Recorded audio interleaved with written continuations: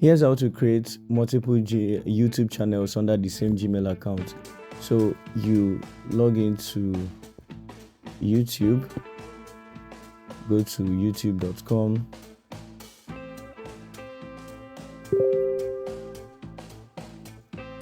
Ensure you are using the Gmail account you want to use to create multiple YouTube channels.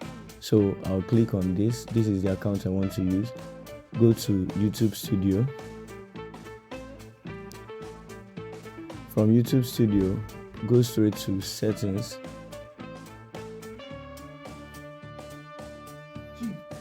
Then click on Channel. When you click on Channel, click on Advanced Settings, then scroll down to the bottom.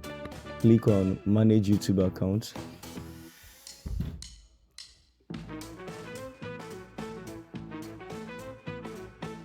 Once it opens like this, click on Create a New Channel. Then you can name the channel what you want, then input your handle and create channel. That's just it. Thank you.